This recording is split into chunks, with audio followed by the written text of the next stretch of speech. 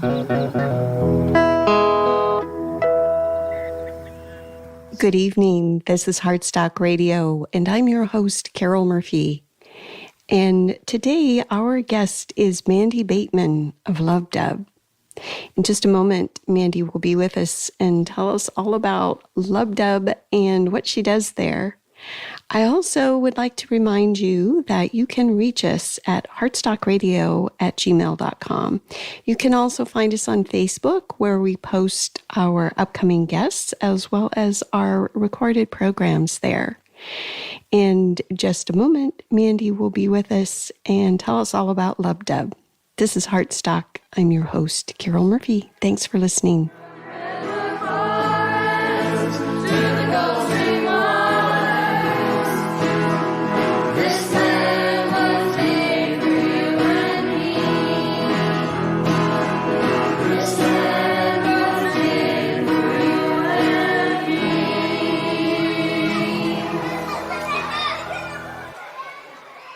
This is Heartstock.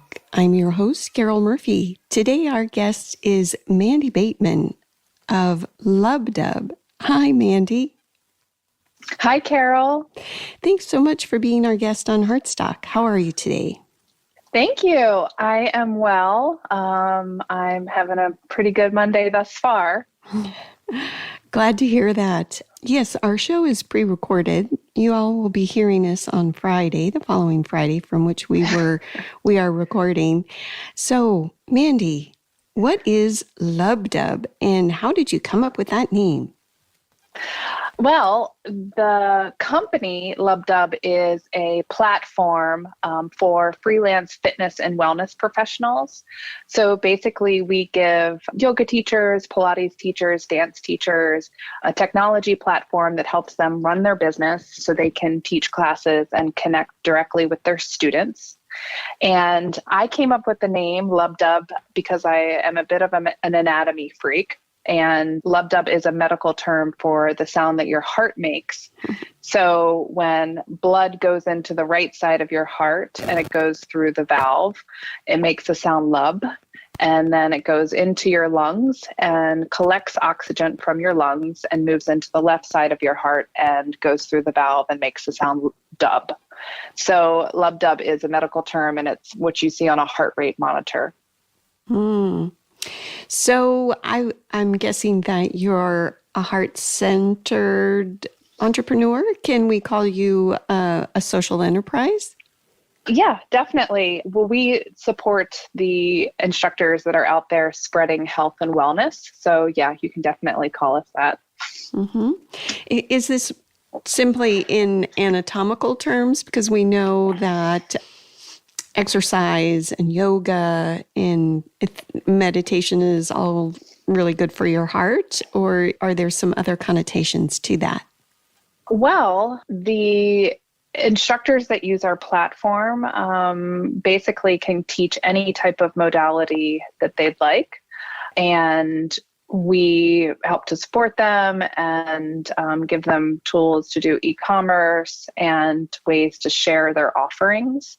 So yeah, a lot of them are focusing on heart-centered wellness techniques, but really we allow the instructors to have autonomy to run their own businesses, and they can, pretty much do whatever they want as long as it's under the health and wellness umbrella. When did you come up with the idea for LubbDubb? Well, we first started to work on it in 2016.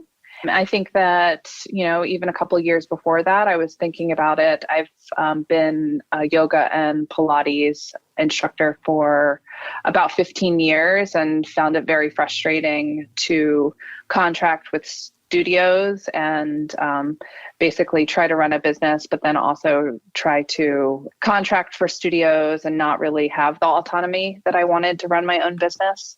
So it was built out of years of frustration of, trying to teach my own thing and getting paid very little. So we started building the product in 2016 and we launched in 2018. And yeah, so it's definitely been a long journey to get where we are right now. And here we are in the age of COVID. really, this tragedy, I would imagine, is, I hate to say it, but perfect timing for your platform. Mm-hmm. Can you talk Yeah. a little bit about that? Yeah, I guess, COVID has been kind of a black swan event. And I'll just talk very openly. The kind of studio-centric model of the fitness and wellness industry. So like your, neighborhood fitness and wellness studios, the model is a bit broken. There are a lot of the studios out there, and there's a lot of studios out there because there are a lot of teacher trainings out there. There are a lot of teacher trainings out there that are pumping out teachers who ultimately become competitors for the studio that train them. And the reason that most studios have teacher trainings is because it's a really big revenue source for them. So the model of having a boutique fitness or wellness studio is very, very challenging because the margins are very low. So, the way that we saw the industry and what we thought was needed for the industry, goes way back before COVID. And I think because of, this really crazy time, a lot of studios now are closing, but many of the studios were very cash poor. And I just, my opinion and a lot of other instructors' opinions are that the industry has been, pretty sick and broken for a long time. So it's been, I wouldn't say good for the instructors, but it does feel like an opportunity for a lot of instructors to have more control over their business and be able to connect directly with their students rather than going through a studio, which is kind of a middleman. Yeah, so it's definitely been really, really tough for studio owners who have brick and mortar. Many of the studio owners who got into the business really are doing it because they want to spread fitness and wellness, but because the model is so challenging because there's so many expenses, especially here in the San Francisco Bay Area, rent is so expensive. It ends up being a really, really tough business to run. Mm-hmm. Can you give our listeners a little bit of your background? I get the sense that you are very much like a lot of our entrepreneurs in that you've had a wide and varied experience before you founded LubbDubb. Can you talk just a little bit about that, Mandi? Yeah, so I went to a state school up in northern Vermont. I got a liberal arts degree. Really, I'm passionate about writing and also passionate about movement and teaching movement. So I got pretty deep into becoming a fitness and wellness instructor, learned a lot about biomechanics and anatomy, and ended up being an educator for different teacher training programs and also a liaison for some international wellness retreat programs. I also have a sales background because before kind of finding my dream of teaching fitness and wellness, I was a real estate agent. And so, kind of had this epiphany that I really wanted to teach just yoga and Pilates, and quit my real estate career and became a full-time teacher, and then realized, how challenging it was to teach full-time. Most instructors make about $40,000 a year and are running between, many different studios. So they are solopreneurs. So I have a background in sales and also in running my own business, and then also just really passionate about helping a mostly female workforce connect directly with their students and make more money, because I think what instructors do is incredibly valuable and very important to the planet, and they tend to make, less money than a teacher, like a K through 12 teacher. Yeah, so those are some very interesting analogies that you're making. And I'm just kind of curious, you kind of went from Vermont to the Bay Area. How did that happen?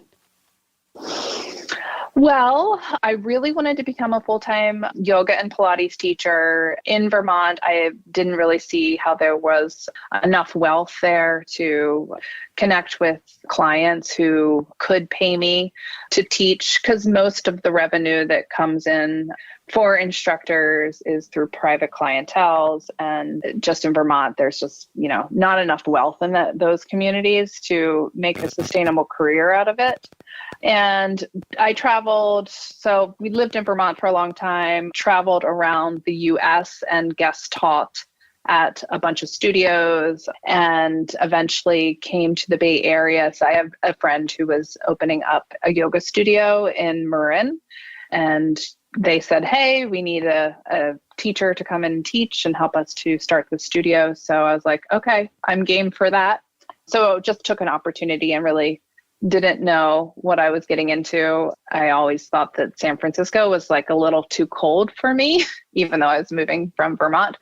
But I love Marin. I love the weather here, and I love the access to good food and liberal people, and certainly all of the creativity that happens in the Bay Area around technology and building companies is super fun. Yeah, it's quite the entrepreneurial haven for sure. So Yeah. when you started back in 2016, what was that like, and how did you find the tech help that you needed? Oh, well, I really just asked everyone that I knew how to build a company. Anyone that, had any kind of engineering skills, I would ask them questions, or any, business or entrepreneurial skills, I would just talk to them. I just started with paper and colored pencils and started drawing screens. I honestly had no idea what I was doing. I eventually hired a UX and UI designer. She helped me to create our MVP. And then, I used one of I don't know if it was Topol, or I can't remember exactly which platform it was, but I ended up finding an engineer team out of India, and they built our first app. So I just think that, right now is the time, if you have an idea. Not that I suggest this for everyone, because it's a very, very tough path to go down, but there's just so many resources to build technology right now. Even a yoga teacher with no experience in technology can do it. Yes, and there's still some openings in the field. It sounds, how many competitors do you have? It seems to me that this is fairly unique. Is that correct? It was until COVID happened. Yeah, we've been basically trying to explain the idea to investors for a long, long time. This idea of serving the labor force, so the instructors, rather than serving the studios. And we had a really hard time explaining to investors that this was a need. And everyone was, pretty convinced that MindBody Online and ClassPass, who service the studios, were, never going to allow a company like us to succeed. And at this point, because we are servicing the instructors, and because it's a huge need, we've seen competitors pop up all over the place. So, almost daily, I find another technology company who is servicing the instructors. So what we were doing was very unique before COVID, but now it seems like there's a lot of people who are trying to take advantage of the opportunity.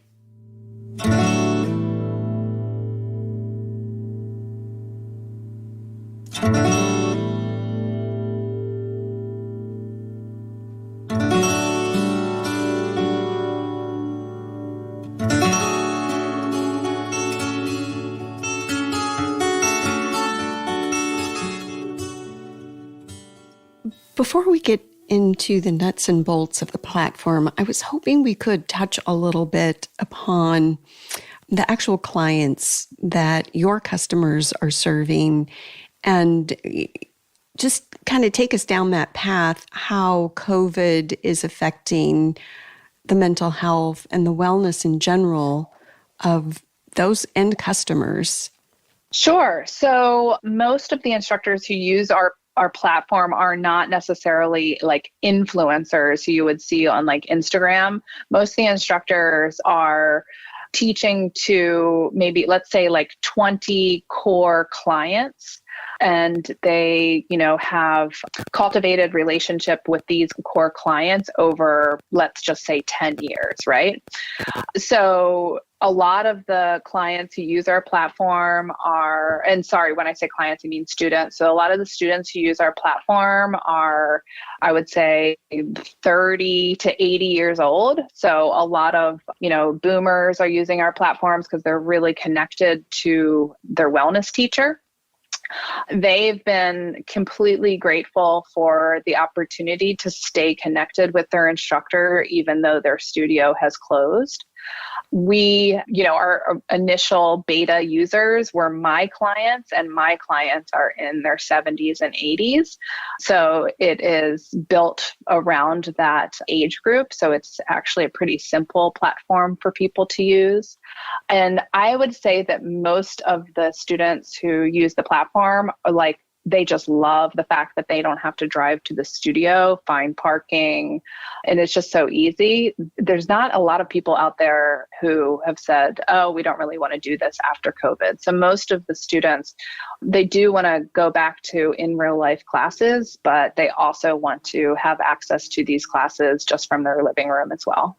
So are you finding that, it seems that COVID has done a couple things. It has really increased our dependence on teaching remotely, whether it be, regular public schools or yoga classes. But it also seems that a lot of people are suffering just, mental health issues coming up, being kind of cut off from those support systems that normally keep them afloat, and just lacking that human interaction and community. Are you finding that that is one of the drivers that's helping your business expand during COVID?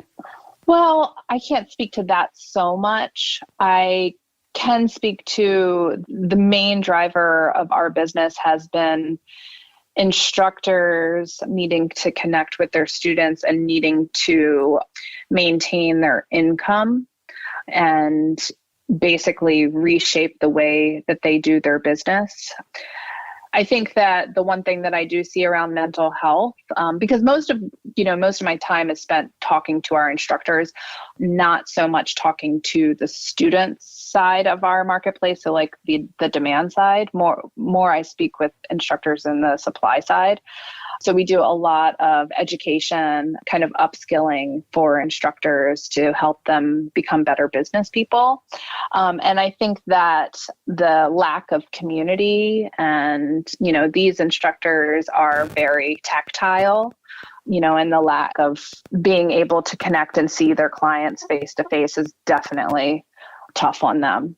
So, we do our best to keep everyone connected and different upskilling webinars and help them, basically create lemonade out of lemons. So they're really grateful for that. But yeah, they're definitely the type of people who want to be face to face with clientele. Mm-hmm. So let's talk now just a little bit about the platform. And maybe, I don't know how much it's changed since the dawning of COVID, but how was it originally designed, and have any changes needed to happen along the way? Have you had to pivot? Yeah, so prior to COVID, most of the offerings within our platform were international wellness retreats and teacher training, so really high value tickets on our platform. And the reason we were doing that segment of the market is because the instructors needed technology to promote those offerings. And we had this really cool incentive program that helped people to promote the offerings through sharing and earning commission for that offering. So that's actually not been as compelling for people.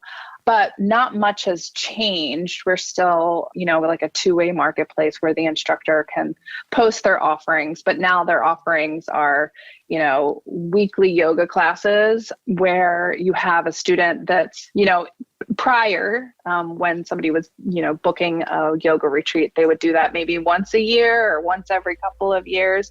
Now our students are booking classes like 3 to 5 times per week, depending on how many times their favorite instructor is teaching. So there was already kind of an integration with the video conferencing solution. So most instructors use Zoom. Some could use, GoToMeetings or Google Meet or something like that. We were using that integration before to do these upskilling wellnesspreneur business trainings.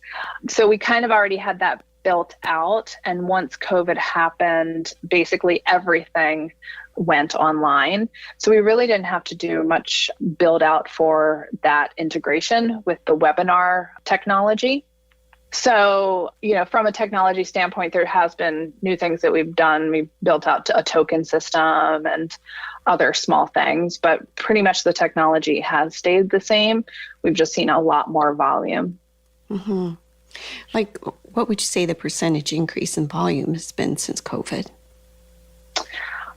Oh, well, for transactions, like 400% or something like that. Ooh, that's amazing. Can you share with our listeners, I'm sure that there are folks looking for instructors as well as instructors looking for a platform. So maybe you can explain how the platform works for both of those cohorts of potential users. Sure. So right now we're a web-based platform, and that's actually been something else that's been unique. Pre-COVID, everybody was doing this on their phone. And now post-COVID, most of our traffic is from a computer. So that's interesting. But the student, if they want to go and find an instructor, you just go to LubbDubb.io and you can you can basically filter by modality or style. So we have the ability to search different types of yoga, like you can search by hatha or bhakti or vinyasa. You can search pranayama. We have tons of dance classes on there. So you can search by Bollywood dance or hip hop or just a number of other styles of fitness or wellness. You can search by date and time, of course, and then you can search by instructor if you know which instructors you're looking for. So that's super easy. You just go in, find the class that you want to take. We do have some free classes, but most of the classes are paid. And you can book either one class or you can book multiple classes in a series. And then for the instructor, takes just a few minutes to set up a profile. You can upload your headshot, your bio, enter in all of your certifications, and then create your class offerings. So you can do one-off classes, free classes, or recurring classes. Most of our instructors do weekly recurring classes. So for instance, you could take my class, like a Monday, Wednesday class at 9 a.m. I teach with a foam roller. So, I have it tagged within our filter system. If you have a foam roller at home, you can choose foam roller, and we have other equipment that you can choose as well. And we send out notifications to the student and instructor before the class that helps to direct them to the link to whatever video platform that the instructor is using. And then we do a direct payout just a few hours after the classes happen to the instructor. So they can basically earn up to 100% of their revenue for each class. And that's just super easy. We use Stripe for payment processing and then Stripe Connect for the payout to instructors. I'm really curious. You talked and spoke a little bit earlier about funding your enterprise. Were you able to convince those investors eventually that this was viable? And how have you funded all of this? We have been bootstrapped and self-funding the platform. We're about to try to do the fundraise process again. in the next couple of weeks because our traction is really good and this definitely seems like the time. But yeah, we're all self-funded and we have a very low burn rate because we have a great team. We have 2 developers on the team. So I eventually found a co-founder who is a full stack engineer and has been working on the project with me for a couple of years. And, he does all the development. We also have a designer who does all of the UX and UI. And then we have another engineer that also works on the team. So we're pretty self-sufficient right now, but we'd love to, bring in outside capital to help to, basically put some fuel under the fire that we have right now and to help us scale. That being said, I have not ruled out crowdfunding as well. I think that, the story is really good and most people are very, passionate about their fitness and wellness professional. I think fitness and wellness professionals are wonderful community leaders and so important for our local communities. So I do think that we'd be successful doing a crowdfunding campaign. I just haven't done it because, it's a lot of work running a startup, especially bootstrapping a startup, and then doing a crowdfunding campaign is a lot of work as well. So I just haven't really had the bandwidth to do that. So bootstrapping, I'm not sure if you feel comfortable telling our listeners, what your day job is. This has been funded by you teaching classes or teaching instructors? Yeah, I still teach. I'm run LubbDubb, between the classes that I teach. So I'm still a full-time teacher. So we've got about a minute left. Maybe you can give us just a brief taste of what lays ahead for your enterprise and how folks can find you. Yeah, so website is LubbDubb.io, LubbDubb.io. And what lies ahead is building, basically more technology that help instructors run their business. So one of the things we're focusing on is upskilling and how we add that layer of upskilling to our platform and basically help instructors become better business teachers. Very exciting. Love what you're doing. And thanks so much for being on Heartstock, Manny. Thank you, Carol. This is Heartstock Radio. I'm Carol Murphy, your host. Clark Grant is in the studio, and we shall see you. And on the sign it said, no trespass. Heartstock Radio is a production of KBMF 102.5 Butte America Radio. Hear our live programs every Friday at 5 p.m. Mountain Standard Time via livestream at butteamericaradio.org.